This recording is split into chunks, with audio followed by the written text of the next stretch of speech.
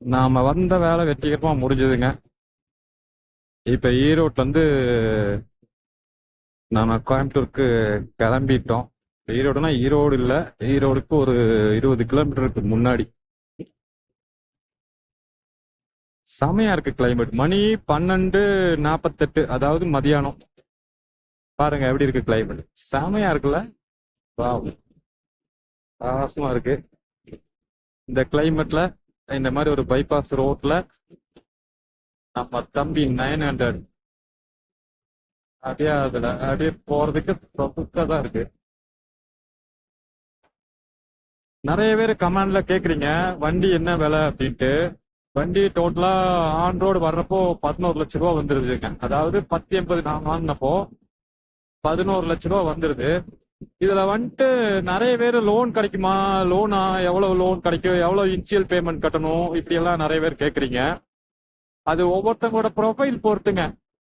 அதாவது சிபில் ஸ்கோர் எப்படி இருக்கு, பேங்க்ல ஸ்டேட்மெண்ட் எப்படி இருக்கு, அந்த டிரான்சாக்ஷன் எப்படி இருக்கு, என்ன ஐடி ஃபைல் பண்றீங்க அப்படிங்கறத பொறுத்து அதுக்கு தகுந்த மாதிரி லோன் கிடைக்கும். அது நான் ஒரு ஸ்டைல்ல ஒரு லோன் அமௌண்ட் இவ்வளவு இவ்வளவுன்னு சொல்லிட்டு நீங்க போய் அது கேட்கறப்ப அது வேற வேற மாதிரி இருக்கும். அதனால லோன் எல்லாமே நீங்க உங்களோட பேங்க் இல்லைன்னா அந்த ஷோரூம் இவங்கள தான் கான்டாக்ட் பண்ணா கரெக்டா தெரியும்.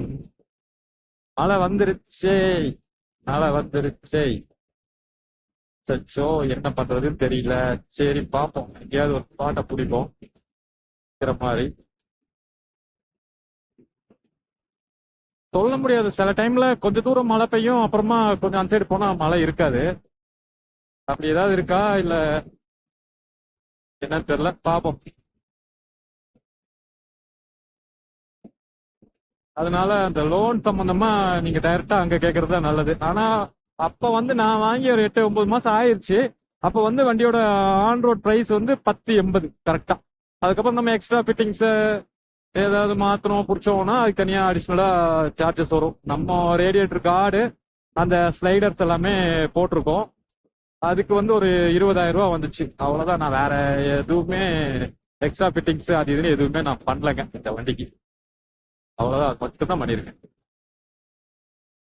சூப்பரா இருக்குல்ல, சின்ன சின்ன துளி விழுந்துட்டு ஓட்டிட்டு போறதுக்கு நல்லா இருக்குல்ல. சூப்பர்.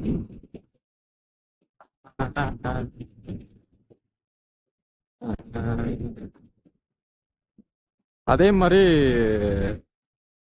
இந்த மாதிரி கண்டிப்பா இந்த சூப்பர் பைக் எல்லாம் எடுத்துட்டு போனீங்கன்னா கண்டிப்பா கம்பல்சரி ரைடிங் கியர் போட்டே ஆகணுங்க. நான் போடல. ஆமா, என்னன்னா எனக்கு அது என்ன சொல்றது, நம்ம அந்த வேலை விஷயமாவே ஒவ்வொரு பக்கம் போறோம் வர்றோமா, அதனால போட்டுட்டு போறதுக்கு தோண மாட்டேங்குது. அப்புறம் அப்படி இருக்கிறப்ப நம்ம அந்த ஜாக்கெட்டு அது இதெல்லாம் போட்டுட்டு போக முடியாதுல்ல. அதனாலதான் நான் போடல. ஆனா கம்பல்சரி இதை எடுத்துட்டு போறோம்னா ரைடிங் கியர்ஸ் கம்பல்சரி போட்டுக்குங்க, அதுதான் ரொம்ப நல்லது. ஏதாவது விழுந்துட்டோம் அப்படின்னா ரொம்ப சேஃப்டியா இருக்கும். ஏன் அப்படின்னா, எதுக்காக ரைடிங் கியர்ஸ் கண்டிப்பா போடணும் அப்படின்னா, வேலை நம்ம ஸ்லோவாவே போய் விழுந்தோம்னா கூட இது வண்டி வெயிட்லாம் ஜாஸ்திங்க, வண்டியோட வெயிட் ஜாஸ்தி, வண்டியோட பவர் ஜாஸ்தியா இருக்கும். போய் உழுகுறதே பாத்தீங்கன்னா வித்தியாசமா தான் உழுவோம். அதனால அதை போட்டுக்கிறது ரொம்ப நல்லது. விழுந்துட்டோம்னா டக்குன்னு நம்மளுக்கு அடிபடாம இருக்கும், அதுக்காக தான் சொல்றேன். மற்ற சின்ன வண்டிகள்ல போய் உழுவுறதுக்கும் இந்த வண்டிகள்ல உழுவுறதுக்கும் நிறைய வித்தியாசம் இருக்கு. அதனாலதான் நம்ம ஸ்பீடும் ஜாஸ்தி ஓட்டுறது இல்லை. ஆவரேஜாவே ஸ்லோவாவே ஓட்டிட்டு மெதுவாவே போயிட்டு மெதுவாவே வந்துடுறது.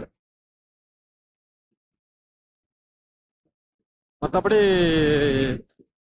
இந்த வண்டியெல்லாம் வாங்கி வச்சுக்கலாம், ஆசைக்கு வாங்கி வச்சுக்கலாம், அவ்வளவுதான்.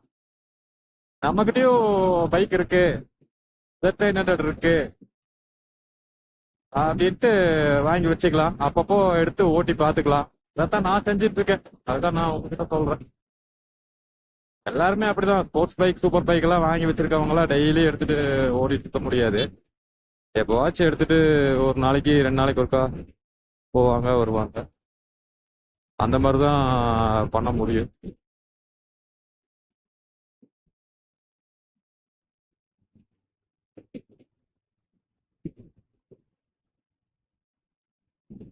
மற்றபடி இது கொடுக்குற காசுக்கு ஒர்த்தா அப்படின்னா கண்டிப்பா ஒர்த்து தான். ஒர்த்து இல்லைன்ட்டுலாம் சொல்ல முடியாது. அது அதோட வேலையை செய்யும். நம்ம பார்த்து ஹேண்டில் பண்ணிக்கணும் அவ்வளோதான். அது ஒரு மிஷின் தானே. 4 சிலிண்டர் இருக்கு. அப்போ அது அதோட பவர் காமிக்கும். நம்ம கரெக்டாக ஹேண்டில் பண்ணிட்டோம்னா ஒன்றும் பிரச்சனை இல்லை.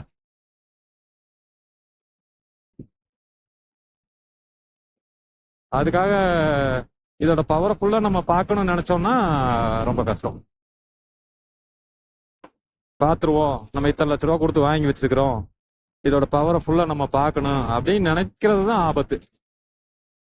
அதனால ஸ்பீடாக ஓட்டினா லைசன்ஸையும் பிடுங்கி வச்சிருவாங்க. அப்புறம் நம்மளுக்கும் ஆபத்து தான். ஏதாவது விபத்து ஏற்பட்டுச்சுன்னா ஆபத்து தான். அதனால அவ்வளோதான். நம்மளால எந்த அளவுக்கு முடியுதோ அந்த அளவுக்கு சாவகாசமாக ஓட்டிட்டு அப்படியே கொண்டு சேஃப்டியா பார்த்து நிதானமா ஓட்டிட்டு கொண்டு நிறுத்தி வச்சிடணும். அப்புறம் ஏதோ லோக்கல்ல சின்ன பைக்குகளை எடுத்துட்டு அங்க எங்க வேலைகளை முடிச்சுட்டு அப்படியே போயிட்டு வந்துட்டு இருக்கணும். அவ்வளவுதான். அப்புறம் மறுபடியும் என்னைக்காச்சும் பெரிய வண்டி எடுத்து ஓடிட்டு வரலாம் அப்படின்னு தோணுச்சுன்னா அப்ப எடுத்து மறுபடியும் ஓட்டிக்கணும். இப்படிதான் நான் செஞ்சுட்டு இருக்கேன். நிறைய பேர் எக்ஸாஸ்ட் வேற ஏதாவது மாத்துங்கன்னு சொல்றீங்க. என்ன அப்படின்னா இந்த சவுண்டே சில டைம் வச்சு இழுக்கிறப்போ ரொம்ப ஜாஸ்தியா இருக்கு. நம்ம பாட்டுக்கு அதையே போட்டுட்டு வருன்னு இழுத்தோம்னா இந்த மாதிரி லாங்கெல்லாம் எடுத்துட்டு போறப்போ ஓட்டுறதுக்கு சௌரியமா இருக்குமா? அதாவது சத்தம் எப்படி இருக்கும்னு தெரியல. அதனாலதான் நம்ம அந்த எக்ஸாஸ்ட் எல்லாம் போடணும். அதுவும் இல்லாம நம்ம ஆளு பிடிச்சி ஃபைனை போட்டாங்கன்னா என்ன பண்றது? சும்மா வண்டி எடுத்துட்டு போனா அப்புறம் ஃபைனை போடுவாங்க. நம்ம ஓட்டுறது எப்பாஸ் தான் இந்த மாதிரி பைபாஸ் எல்லாம் வருது. மிச்ச நேரம்லாம் டவுனுக்குள்ள தான் ஓட்டுறோம். அப்போ சத்தத்தை ஜாஸ்தி கொடுத்துருச்சுன்னா ஃபைனை போடுவாங்க. அதனாலதான் நம்ம எக்ஸாஸ்ட் எல்லாம் எதுவும் மாத்துற மாதிரி யோசிக்கல. ஆனா தம்பிங்க நிறைய பேர் கமெண்ட்ல சொல்லிட்டே இருக்கிறாங்க எக்ஸாஸ்ட் போடுங்க மாத்துங்க அப்படின்ட்டு. பார்ப்போம், ஒருவேளை அதையும் ஒருக்கா போட்டுட்டு எக்ஸ்பீரியன்ஸ் பண்ணிடுவோம்.